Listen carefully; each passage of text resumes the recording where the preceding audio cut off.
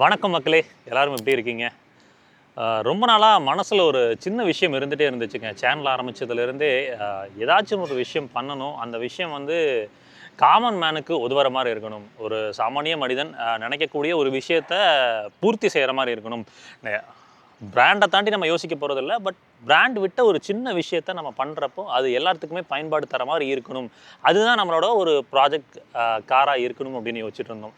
So project car அப்படின்னாவே எல்லாரும் என்ன நினைப்பாங்கன்னா, ஏதாச்சும் ஒரு கார் எடுத்து அதில் வந்து ஒரு மேஜர் கன்வர்ஷன் பண்ணி அதில் வந்து ஒரு புதுமையை கொண்டு வர நினைப்பாங்க. பட் நமக்கு அந்த அளவுக்குலாம் யோசிக்கிற திறமை கிடையாது. நமக்கு ஒரு சின்னதாக ஒரு பேசிக்காக ஒரு சின்ன விஷயம் பண்ணலாம், அதில் மாறுதல் செய்யலாம் அப்படின்லாம் யோசிச்சுட்டு இருக்கிற போது, கன்சல்டேஷன் கால்லையும் சரி, நாம் மக்கள்கிட்ட பேசுகிறப்பவும் சரி, எல்லாருமே சொன்ன விஷயம், பர்ஃபார்மன்ஸ் இருந்தால் மைலேஜ் இல்லை, மைலேஜ் இருந்தால் பர்ஃபார்மன்ஸ் இல்லை. சரி, ரெண்டுமே வேணும்னா நான் ஹைப்ரிட் தான் போகணும், இல்லைனா டீசல் போகணும். டீசல் போகிறப்ப நிறைய பேர் சொல்கிறது இந்த டிபிஎஃப் பிரச்சனை சொல்கிறாங்க. அப்புறம் நாளைக்கு வந்து கவர்மெண்ட்டோட நாம்ஸ் படி டீசல் எடுத்துட்டா என்ன பண்ணுறது அப்படின்ற ஒரு பயம் இருக்குது. இன்னொரு பக்கம் ஹைப்ரிட்டு கவர்மெண்ட்டோட அபத்தமான ஒரு டேக்ஸ்னால ஹைப்ரிட் அப்படின்றது 4 லட்ச ரூபா கூட கிடைக்குது. மேபி வரலாம், ஃப்ராங்க்ஸ் வரும்போது 1.2 லிட்டரில் வரும்போது 29% டேக்ஸ் லெவலில் வரும். அப்போவுமே வந்து பார்த்திங்கன்னா அது கொள்ள டேக்ஸ் தான் என்னை பொறுத்த வரைக்கும். அப்போ என்ன தான் இதுக்கு வழி அப்படின்றப்போ, நான் பர்சனலாக நம்ம டீம் கூடலாம் பேசிகிட்டு இருந்தப்போ எல்லாருமே சொன்னது, விளையாட்டாக சொன்னது அது ஆக்சுவலாக. ஆனால் நம்ம ஏன் டர்போ பெட்ரோலில் நம்ம வண்டியிலேயே வந்து மைலேஜ் அதிகம் கிடைக்கிற மாதிரி ஏதாவது ஒரு விஷயம் பண்ணலாம் அப்படின்னு சொல்லி பார்த்தோம். அப்படி பார்த்தப்போ எல்லாருமே சொன்னது வாரண்ட்டி போயிடும். ஏன்னா இது வந்து DI engine with torque converter, warranty போயிடும், இன்சூரன்ஸ் போயிடும், ஒரு பயம்தான். ஏன்னா நம்ம கிட்டத்தட்ட ஒரு 15 லட்சம் போட்டு வாங்கின வண்டி, இதெல்லாம் போயிருமே அப்படின்ற ஒரு பயம் இருந்துச்சு. மனசில் நிறைய குழப்பம். இந்த வீடியோ நாங்கள் இப்போ எடுத்துகிட்டு இருக்கிறது வந்து பார்த்திங்கன்னா 20ங்க. ஸோ இது எப்போ பப்ளிஷ் ஆகணும்னு தெரியல. சக்ஸஸ் ஆச்சுன்னா மட்டும்தான் பப்ளிஷ் பண்ணுவோம். பார்ப்போம். ப்ராஜெக்ட் என்ன அப்படின்ற விஷயங்கள் எல்லாத்தையுமே வந்து பார்த்திங்கன்னா நாங்கள் ப்ராஜெக்ட் ஒர்க் பண்ண என்னென்ன அப்படின்றத நான் ரிவீல் பண்ணுறேன். சரி, வாங்க வீடியோக்குள்ளே போகலாம். வீடியோக்குள்ளே ஃபர்தராக போகிறதுக்கு முன்னாடி நம்ம ஜிஎஸ் ஆட்டோமோட்டிவ் சேனலை இவ்வளோ நாளாக ஆதரவு கொடுத்து சப்போர்ட் பண்ணிகிட்ருக்கீங்க. மேலும் உங்களோட சப்போர்ட் எனக்கு தேவை. சப்ஸ்கிரைப் பண்ணி சப்போர்ட் பண்ணுங்கள். வீடியோக்குள்ளே போய் இந்த ப்ராஜெக்டில் என்னெல்லாம் நம்ம பண்ண போகிறோம் அப்படின்றத நான் உங்களுக்கு சொல்கிறேங்க. என்ன விஷயம் மெயின் மாறுதல்னா, இன்றைக்கி ஆல்ரெடி நம்ம ஆக்சுவலாக ப்ரீவியஸ் வீடியோ போட்டிருந்தப்போ கூட ஒரு சில பேர் கமெண்ட் பண்ணியிருந்தாங்க. இன்றைக்கி ஒரே சொல்யூஷன், நீங்கள் வந்து ஆல்ரெடி பெட்ரோல் காரில் மைலேஜை நீங்கள் வந்து எந்த வித பெரிய பிரச்சனையும் பண்ணாமல் ஆல்ட்ரு பண்ணாமல் கொண்டு வரணும்னா சிஎன்ஜி தான்.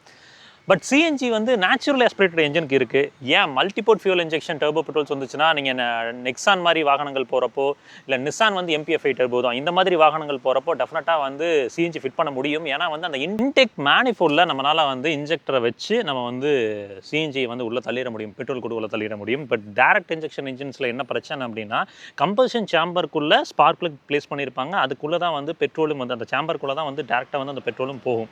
அப்போது இந்த சிஎன்ஜியை வந்து நம்ம கொடுக்கணும் அப்படின்றது ஒரு டஃபஸ்ட் ஜாபாக இருக்கும். அப்போ நம்ம என்ன பண்ணலாம்னா, அந்த இன்டெக் மேனிஃபோல்டு வழியாக, அதாவது மல்டிபோர்ட் இன்ஜெக்ஷன் வழியாக வந்து சிஎன்ஜியையும், டேரக்ட் இன்ஜெக்ஷன் வழியாக நம்ம வந்து பெட்ரோலையும் கொடுக்கணும். ஸோ அதோட ஒர்க்கில் வந்து பார்த்திங்கன்னா டெம்பரேச்சர், தெர்மல் எஃபிஷியன்சியெல்லாம் நம்ம வந்து பேலன்ஸ் பண்ணி ஆகணும். ஏன்னா வந்து டிஐ இன்ஜின் அப்படின்றப்ப அந்த இன்டெக் மேனிஃபோல்டெலாம் அந்த அளவுக்கு வந்து தெர்மல் எஃபிஷியன்சி ஹேண்டில் பண்ணுற மாதிரி இருக்காது. நார்மல் வந்து மல்டிபோர்ட் ஃபியூல் இன்ஜெக்ஷன் தொழில்நுட்பம் கொண்ட வாகனங்கள் மாதிரி. ஸோ அதெல்லாம் நம்ம பேலன்ஸ் அவுட் பண்ணணும். ஸோ இந்த ப்ராஜெக்டை பொறுத்த வரைக்கும் ஒரு இந்தியாவில் இதுதான் ஃபஸ்ட்டுங்க. ஃப்ராங்க்ஸ் டர்போவில் வந்து இந்த டேரக்ட் இன்ஜெக்ஷன் தொழில்நுட்பத்தில் சிஎன்ஜி பண்ணுறது. நம்ம ஒரு பிராண்ட் கூட கொலாபில் தான் அதை பண்ண போகிறோம். வாங்க என்னெல்லாம் ப்ரொசீஜர் அவங்க பண்ண போகிறாங்க அப்படின்றத இன்னும் தெளிவாக கேட்டு, இது வந்து ரியாலிட்டியில் சாத்தியமாக இல்லையா அப்படின்ற பொறுத்திலும் எடுத்துக்கொள்ளலாம். நம்ம எக்ஸ்பெக்ட் பண்ணுற மைலேஜ் அப்படின்றது 13 kpl கொண்டு வரணும் கேலிப்ரேஷனில். பெட்ரோலுக்கு ஈக்குவலாக வந்து இந்த சிஎன்ஜியோட மேப்பிங்கும் பண்ணணும்னு தான் உழைப்பு கொடுக்குறோம். பார்ப்போம் என்ன நடக்குதுன்னு நம்ம ஃபர்தர் ப்ராசஸில் தெரிஞ்சுப்போம். இது ஆக்சுவலாக டே 2ங்க. டே 1 ஆக்சுவலாக சரியாக போகலை. ஸோ டே 1ல் வந்து நாங்கள் ஜஸ்ட்டு வந்து ஒரு சர்வீஸ்க்கு மட்டும் விட்டு, முன்னாடியே வந்து வண்டியில் வேறு ஏதாவது பிரச்சனை இருக்கா, ஏன்னா இப்போது இந்த இன்ஜினில் கம்ப்ளீட்டாக எந்த பிரச்சனையும் இல்லை அப்படின்றதுக்கப்புறம் நம்ம ப்ரொசீட் பண்ணுறது வேறு.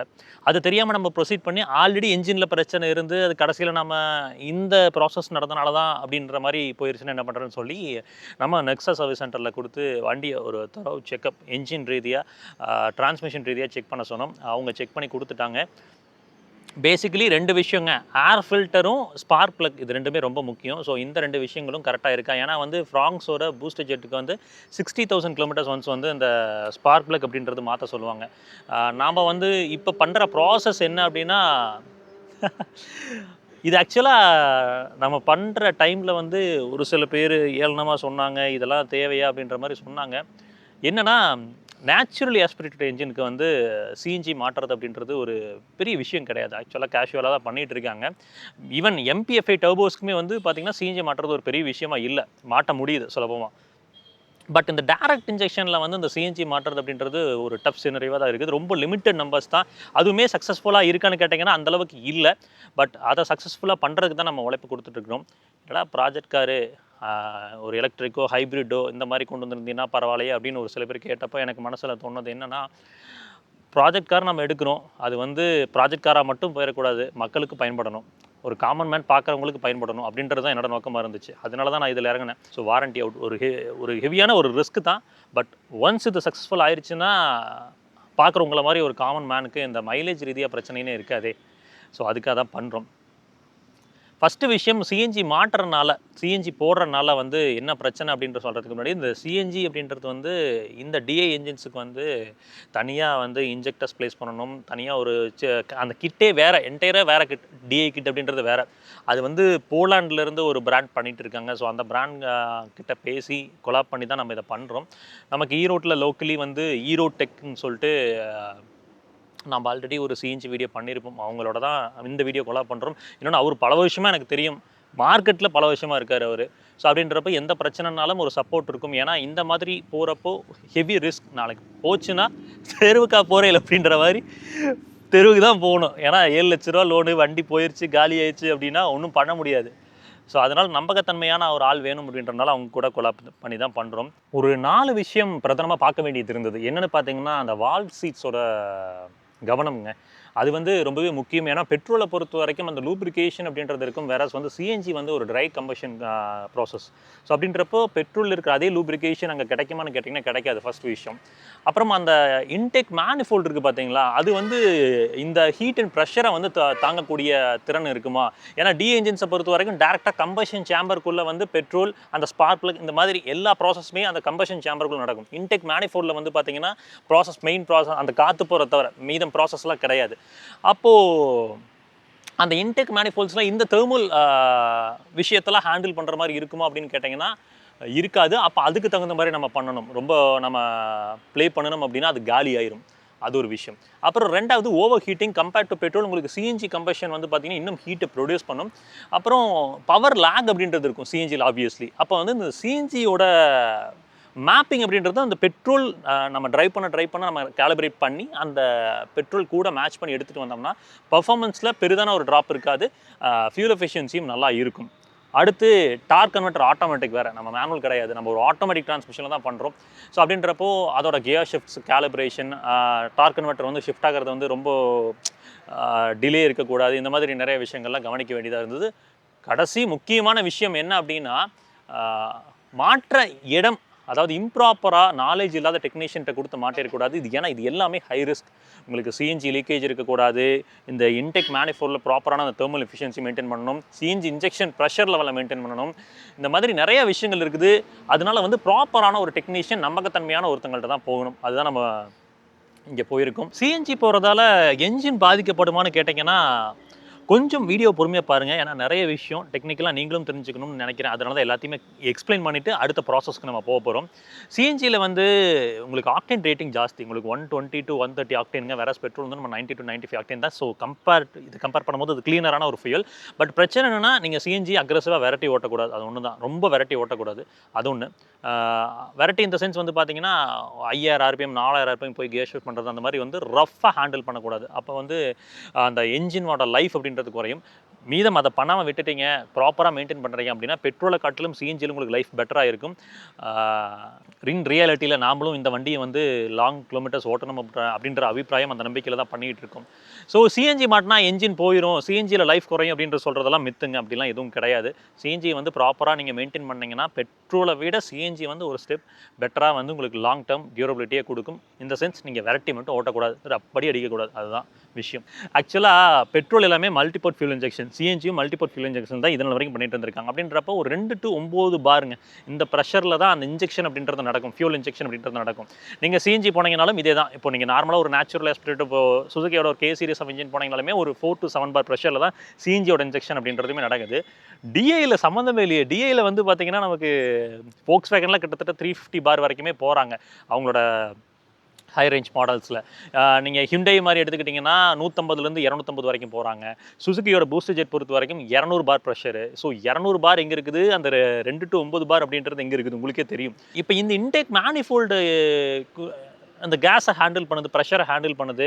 அப்புறம் வந்து பார்த்தீங்கன்னா அந்த கம்பஷனோட ஹீட் அப்படின்றது இன்னும் கொஞ்சம் ஜாஸ்தியாக இருக்க போது. இதெல்லாம் வந்து தாக்கு பிடிக்கணும் அப்படின்னா, அந்த ஹெட்டெல்லாம் தாங்கணும் அப்படின்னா நீங்கள் இந்த ப்ராசஸ் முடிஞ்சதுக்கப்புறமும் நீங்கள் ஒரு ரப்படி அடிக்கிறீங்க, ஒரு 140 150 விரட்டுறீங்க அப்படின்னா பெட்ரோலை தான் பண்ணிக்கணும். நீங்கள் ஒரு பேர் மினிமம் ஒரு 120 ட்ராவல் பண்ணிங்கன்னா சிஎன்ஜி வந்து பெட்டராக இருக்கும். நீங்கள் ரொம்ப ரப்படி அடிச்சிங்கன்னா கம்பல்சரி வந்து எனக்கு தெரிஞ்சு ப்ராக்டிக்கலாக வந்து இன்டெக் மேனிஃபோல்டு ஹெட் இதெல்லாம் பஞ்சாயத்து வரதுக்கான வாய்ப்புகள் இருக்குது.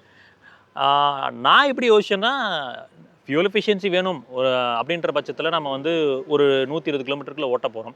ஃபியூல் எஃபிஷியன்சி தேவையில்லை, பர்ஃபார்மன்ஸ் வேணும்னா நம்ம வந்து பெட்ரோலுக்கு ஸ்விட்ச் பண்ணி ஓட்டிக்கலாம். ஆட்டோ பெட்ரோல் ஸ்விட்சும் இருக்குது.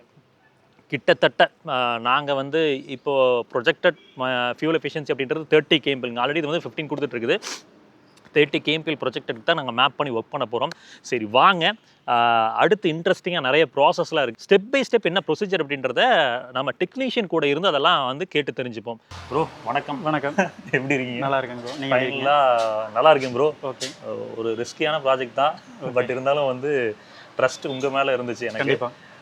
இதில் ஆக்சுவலாக வந்து நீங்கள் எனக்கு தெரிஞ்சு நிறையா வந்து நார்மல் நேச்சுரல் ஆஸ்பிரேட்டட் இன்ஜினுக்கு வந்து அந்த சிஎன்ஜி கிட் அப்படின்றத பண்ணியிருப்பீங்க. ஆமாம். இந்த டிஐ கிட்டுக்கு வந்து என்ன வேறுபாடுங்க அதுக்கு? இதுக்கும் நேச்சுரல் ஆஸ்பிரேட் இன்ஜினில் பார்த்தீங்கன்னா நீங்கள் மெனிஃபோல்டு வழியாகவே கேஸை வந்து நம்ம கொடுத்துறோம். Okay. இது பார்த்தீங்கன்னா பெட்ரோலும் பார்த்தீங்கன்னா டேரெக்டாக பிஸ்டனில் கொடுக்குற மாதிரி சேம்பருக்குள்ள போகுது, போகிற மாதிரி வடிவமைச்சிருக்காங்க. இப்போ நார்மல் இன்ஜினில் பார்த்தீங்கன்னா பெட்ரோல் வந்து டேரெக்டாக மெனிஃபோல்டு வழியாக தான் உள்ளே போகுதுங்க. இது வந்து டேரெக்டாக பிஸ்டன்லேயே கொடுக்கறதுனால பார்த்தீங்கன்னா இது கொஞ்சம் கிரிட்டிக்கலாக தான் பண்ணி ஆகணும். அந்த மாதிரி தான் வரும். கிட்டே வேற கிட்டே வேற. ஆமாம், என்டையர்லி வந்து வேற கிட் கம்பல்சரி வேறங்க. ஆமாம், இது வந்து டிஐக்குனே தனியாக தான் வருது, வேற கிட்ட தான் வருதுங்க. சரிங்க.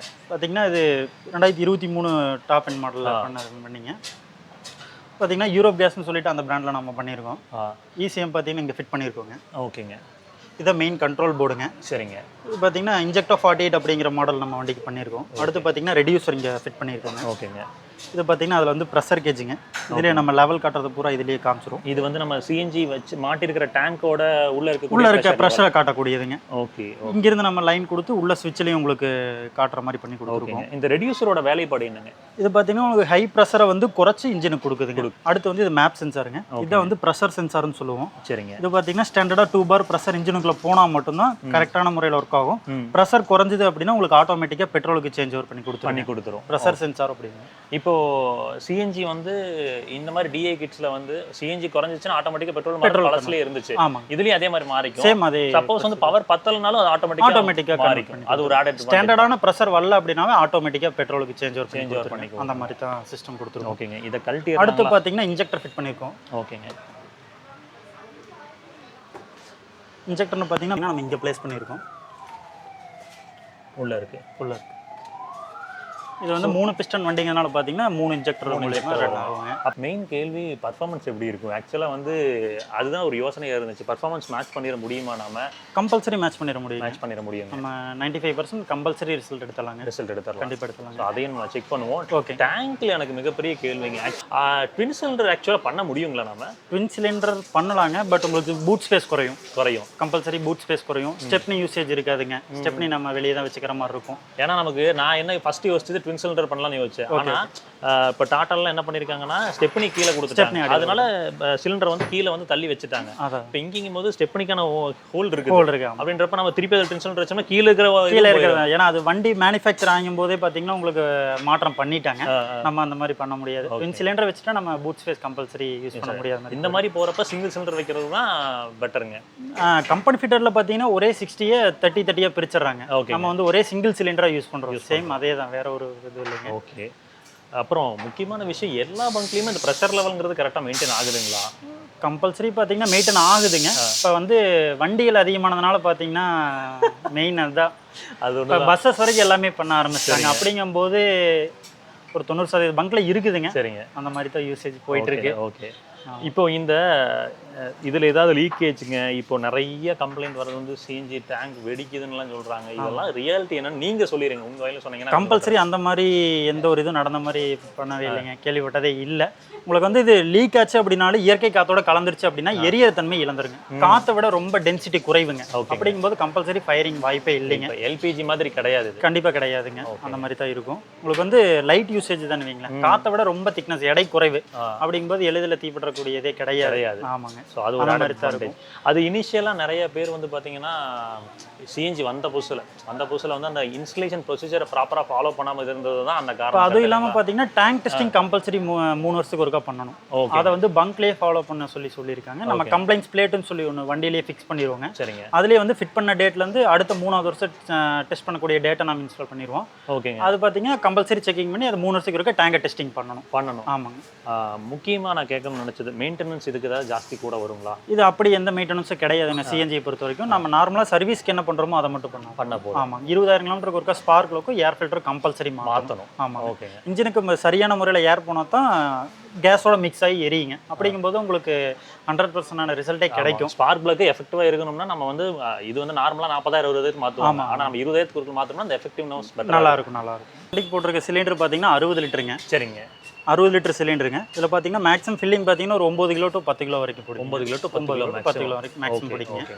அடுத்து பார்த்தீங்கன்னா வெரைட்டி ஆஃப் சிலிண்டர்ஸ் இருக்குங்க. 60, 65, 70, 75, 90 வரைக்கும் நம்மள்ட்ட அவைலபிள் இருக்கு. அதாவது நம்ம இன்னும் கிலோமீட்டர் அதிகம் ஓட்டுவோம், நிப்பாட்டாம ஓட்டணும்னா வண்டி ஸ்பேஸ் பொறுத்து போட்டுக்கலாம். பூட் ஸ்பேஸை பொறுத்து டேங்க் கெப்பாசிட்டி மாறுங்க. அப்புறம் கவர்மெண்ட் அப்ரூவல்லையும் ஒவ்வொரு வண்டிக்கு இந்த டேங்க் தான் போடணும் அப்படிங்கிற மாதிரி கொடுத்துருக்காங்க. அதுக்கேற்ற மாதிரி தான் நம்ம பண்ணிட்டு இருக்கோம். ஓகேங்க. இப்போ இங்கே வாங்க. இப்போ இந்த ஃபிட்மெண்ட்டில் பார்த்தோம்னா நமக்கு பூட் ஸ்பேஸ் எவ்வளோ கிடைக்குதுன்னு பாருங்கள். ஆமாம். அதாவது ஸ்பேர் வீல் நான் இங்கே ரிமூவ் பண்ணிட்டேன். ஸ்பேர் வீலுமே வேணும்னு நம்ம மவுண்ட் பண்ணிக்கலாம். கண்டிப்பாக. ஸோ அந்த ஒரு அட்வான்டேஜ் இருக்குது. நான் டயர் பஞ்சர் ரிப்பேர் கிட் வாங்குறதுனால பூட் ஸ்பேஸை வந்து இவ்வளோ அட்டைன் பண்ணிக்க முடியுது. அப்புறம் இந்த போர்ஷனில் பார்த்தீங்கன்னா உங்களுக்கு டேங்க் வால் வந்துருங்க. ஓகேங்க. இதில் வந்து ஓப்பன் க்ளோஸ் இருக்குங்க. சரிங்க. இது பார்த்தீங்கன்னா நீங்கள் தேவை, நான் வண்டி எடுக்கல, ஒரு 20 நாள் 1 மாதம் எடுக்க மாட்டேன் அப்படின்னா நீங்கள் க்ளோஸ் பண்ணி கூட வச்சுக்கலாங்க. ஓகேங்க. அந்த மாதிரி சிஸ்டம் வந்துடும்.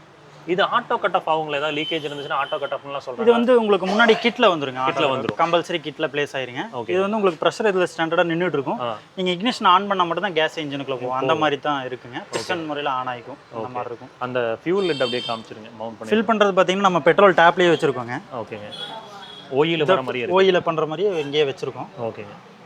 இது அந்த ஃபில் பண்ற வால்வுங்க. ஓகேங்க. இது பார்த்தீங்கன்னா கம்ப்ளைண்ட்ஸ் பிளேட்டுங்க. இது பார்த்தீங்கன்னா நம்ம ஃபிட்டிங் பண்ண டேட் இதில் நம்ம மென்ஷன் பண்ணிடுறோம். எத்தனை லிட்டர் கெப்பாசிட்டி டேங்க் போட்டிருக்கோம், நம்ம வண்டி நம்பரு, ரிஜிஸ்ட்ரேஷனு, அது எல்லாமே உங்களுக்கு போட்டுருவோம். நெக்ஸ்ட் எப்போ டெஸ்டிங் டேட் அப்படிங்கிறது இதுலேயே பிளேஸ் பண்ணிடுறோம். இதை கம்பல்சரியாக பங்க்கில் பார்த்துட்டு அவங்க டெஸ்டிங் பண்ணணும் உங்களுக்கு சொல்லிடுவாங்க. ஓ ப்ரோ, இப்போ டெஸ்ட் ட்ரைவ் எடுத்துடலாம். இப்போ ஆக்சுவலாக சிஎன்ஜி மோடில் தான் இருக்குது. சிஎன்ஜி மோடில் தான். ஓகே.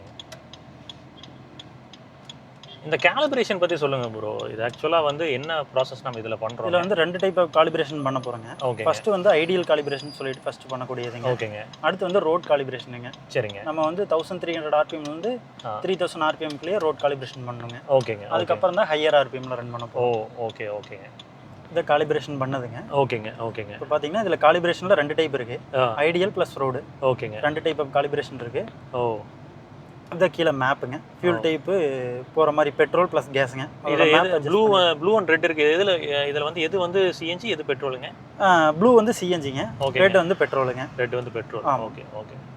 மேட்சிங் பார்த்தீங்கன்னா பர்ஃபெக்ஷனாக பண்ணியிருக்கோம். இதில் காலிபிரேஷன்லேயே மேட்ச் ஆகிருக்கு பாருங்க.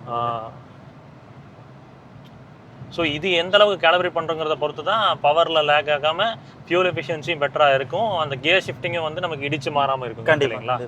இப்போ நார்மல் கியருக்கும் இப்போ ஆட்டோமேட்டிக் கியருக்கும் பண்ணுறதுக்கு வந்து நம்ம இது மாறுபடுங்களா? கண்டிப்பாக மாறுபடுங்க. ஓகேங்க. நம்ம வந்து என்ன டைப் ஆஃப் ECM அப்படிங்கிறத செலக்ட் பண்ணி தான் காலிபிரேஷனே பண்ண போகிறாங்க. சரிங்க. அப்படிங்கும்போது அதுக்கேற்ற மாதிரி தான் காலிபிரேஷனே ஆகுங்க. நம்ம எல்லாமே மேட்ச் பண்ண ட்ரை பண்ணாலும் என் ரிசல்ட்டில் ஒரு 10 to 20% அப்படின்றது அந்த பெட்ரோலுக்கும் இதுக்கும் அந்த ப்ராப்பர் கொஞ்சம் வித்தியாசம் இருக்கும். ஏன்னா அது எரித்திறனே மாறனால வந்து அந்த வித்தியாசம் இருக்குது. உங்களுக்கு ஃபயரிங் ஆர்டரே பார்த்தீங்கன்னா அது 340 டிகிரி செல்சியஸில் பெட்ரோல் ஃபயரிங் ஸ்டார்ட் ஆயிருங்க. சரிங்க. சிஎன்ஜி பொறுத்த வரைக்கும் 540 டிகிரி செல்சியஸ் தேவைப்படுதுங்க. ஆமாம். சரி, ஓகே. ஒரு ஸ்லாம் கொடுத்து பார்ப்போங்களா? கண்டிப்பாக. இப்போ கேஸில் தான் ரன் ஆகுது. கேஸில் தான் ரன் ஆகுதுங்க.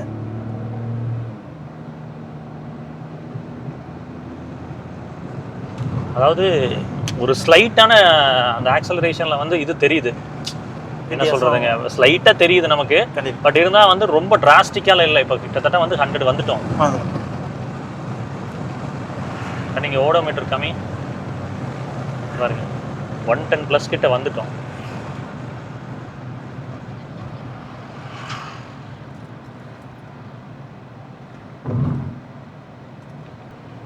நம்ம ஆக்சுவலாக இன்னும் ஸ்பார்க் பிளக் மட்டும் மாற்ற வேண்டியது இருக்குது. அதை மட்டும் மாற்றிட்டோம்னா இன்னும் ஃபைனல் ரிசல்ட். ஆக்சுவலாக இன்னும் நம்ம ஒரு ரேஞ்ச் டெஸ்ட்டுன்னு ஒன்று தனியாக ஒரு வீடியோ பண்ண போகிறோம். அதில் இன்னும் நிறைய விஷயங்கள் நம்ம டிஸ்கஸ் பண்ணுவோம். இது வந்து நம்ம ப்ராஜெக்ட் ஒர்க் கம்ப்ளீட்டாக முடிஞ்சது. ஒரு ட்ரையல் எப்படி இருக்குது அப்படின்னு காமிக்கலாம் தான் எடுத்துகிட்டு வந்தோம். இப்போ ஒரு பாலம் வருது. ஸோ அதில் ஏறி பார்ப்போம் எந்த அளவுக்கு வந்து திணறாமல் இருதுன்னு பார்க்கலாங்க. ஆக்சுவலாக மேலே ஏறுறப்போ லைட்டாக கொஞ்சம் இதானோனையும் கியரை டவுன் செட் பண்ணி எடுத்துருச்சு. நீங்கள் கொடுக்குற ஆர்பிஎம் தகுந்த மாதிரி அட்ஜஸ்ட் ஆகி அந்த ஸ்பீட் வேரியேஷன்லாம் உங்களுக்கு போயிருங்க. பவர் டெலிவரி கொடுக்குங்க. பாலமே கிட்டத்தட்ட 80க்கு மேலே கிராஸ் ஆகிறோம். திணறல வண்டி, பரவாயில்ல. ஏன்னா சிஎன்ஜியில் எப்பவுமே கொஞ்சம் அமுந்த மாதிரி போகுங்க. அந்த பெட்ரோல் இருக்கிற அந்த சீரி பயற விஷயம் இருக்காது. பட் நேச்சுரல் ஹாஸ்பிட்டல் அது நடக்கும். பட் டவுபோங்கிறனால அந்த புல் கிடைக்குதுங்க. கண்டிப்பாக கிடைக்கும். இந்த ப்ராஜெக்ட் கையில் எடுத்தப்பவே நாம் ஆல்ரெடி சொன்னது தான், நம்ம ஈரோடெக் கேஸ் அவங்களோட தான் கொலாப் பண்ணி இதை பண்ண போகிறோம்னு சொல்லி பிளான் பண்ணியிருந்தோம். ஆனால் வணக்கம். வணக்கம் சார். வணக்கம். ஸோ கிட்டத்தட்ட நம்ம வந்து 20 வருஷம் ஆச்சு இல்லைங்கண்ணா ஃபீல்டுக்குள்ளங்க. ஆமாங்க சார். 2005 நம்ம பெங்களூரில் ஸ்டார்ட் பண்ணுச்சுங்க. இப்போ நம்ம அஃபிஷியலாக வந்து நம்ம தான் நிறைய இடத்துல இருக்கோம். ஆமாங்க சார். ஏன்னா வந்து கவர்மெண்ட் ஆத்தரைஸ்டு ரெட்ரோஃபிட்மென்ட் சென்டர் சார். ஓகேங்க. ஹோண்டாவுக்கும் நீங்கள் தானே பண்ணுறீங்க? ஹோண்டாவுக்கும் நம்ம தான் பண்ணிட்டு சார். இப்போ சிட்ரியானுக்கு நம்ம தான் பண்ணி கொடுக்குறோம். நீங்கள் தான் பண்ணுறீங்க. ஓகே. ஏன்னா இந்த ப்ராஜெக்ட் போகும்போது வந்து கொஞ்சம் ரிஸ்க்கு, டர்போ பெட்ரோல் அப்படிங்கும்போது ரிஸ்க் அப்படின்ற போது நம்பகத்தன்மையான ஆள் வந்து வேணுங்க. ஆனால் முதல் விஷயமே இந்த டர்போ ஜிடிஐ கிட் அப்படின்றது வந்து எல்லாருமே கேட்குறது எந்த அளவுக்கு இது சக்ஸஸ்ஃபுல் அப்படின்றதும், அதே மாதிரி இதனால என்ஜின் ரீதியாக ஏதாவது பிரச்சனை வருமா அப்படின்ற கேள்விங்க. ஓகேங்க சார். ஸோ இதை பற்றி கொஞ்சம் மக்களுக்கு புரிதல் கொடுத்தீங்கன்னா நல்லாயிருக்கும். ஓகேங்க சார். ஃபஸ்ட்டு நம்ம ஜென்ரலாக ஜிடிஐ இன்ஜின்ங்கிறது பார்த்தீங்கன்னாங்க சார், உங்களுக்கு இன்ஜினில் 4 சிலிண்டர் வருதுங்க சார். இந்த ஃப்ராங்ஸுக்கு வந்து 3 சிலிண்டர்ஸ் வருதுங்க.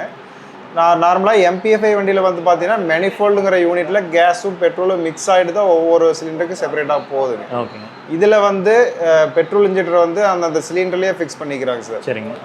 அதனால பெட்ரோல் தனியாக போகுது, ஏர் தனியாக செப்பரேட்டாக போகுது சார். அப்படிங்கும்போது நம்ம இதுக்கு ஜிடிஐ கிட்ட தான் டிஐ கிட்ட தான் போட்டாகணும் சார். இதனால வந்து பார்த்தீங்கன்னா என்ன பெனிஃபிட்னா உங்களுக்கு பர்ஃபார்மன்ஸ் நல்லா இருக்கும் சார். அப்புறம் வண்டி டைரக்ட் இன்ஜெக்ஷன் வண்டிக்கு வந்து பார்த்தீங்கன்னா உங்களுக்கு கார்பன் டெபாசிட் அதிகமாக இருக்கும் சார் இன்ஜெக்டர். ஏன்னா ப்ரெஷர் ஹெவியாக இருக்குங்க. இதில் வந்து நம்ம சிஎன்ஜி போடும்போது அந்த பெட்ரோல் இன்ஜெக்டரோட ஒர்க்கு குறைஞ்சிருதுங்க சார். அதனால கார்பன் டெபாசிட்டுங்கிறது 100% கிடையாதுங்க. மொரோவர் பார்த்தீங்கன்னா உங்களுக்கு பெட்ரோலில் இப்போ எத்தனால்லாம் மிக்ஸ் பண்ணி பிளெண்ட் பண்ணி கொடுக்குறாங்க சார். அதனால வந்து பார்த்தீங்கன்னா பெட்ரோல் பியூரிட்டி கிடையாதுங்க. அதில் வந்து வால்வெல்லாம் பொறிஞ்சு போயிருது, அந்த மாதிரி கம்ப்ளைண்ட்லாம் வருதுங்க சார். எத்தனாலுக்கு அந்த மாய்ஸ்சர் கண்டென்ட் அதிகம் அப்படின்றனால அதெல்லாம் நடக்குது. இன்னொன்று பெட்ரோலை காட்டிலும் சிஎன்ஜி தானங்க கிளீனர் ஃபியூலுங்க. Cleaner fuel sir. Purely methane தாங்க சார். இதில் எந்த அடல்ட்ரேஷனும் எதுவுமே கிடையாது. ஆமாங்க சார். ஓகே. மற்ற கண்டென்ட் எதுவுமே கிடையாது. ஓகே. உங்களுக்கு பர்ஃபார்மன்ஸும் 100% நீங்கள் ஓட்டி டிரைவ் பார்த்துருப்பீங்க. ஆமாங்க. சரிங்க சார். ஏன்னா இன்ஸ்டலேஷன் ப்ராசஸ் முடிஞ்சதுங்க, ஒரு டிரைவ் முடிச்சிட்டோம்.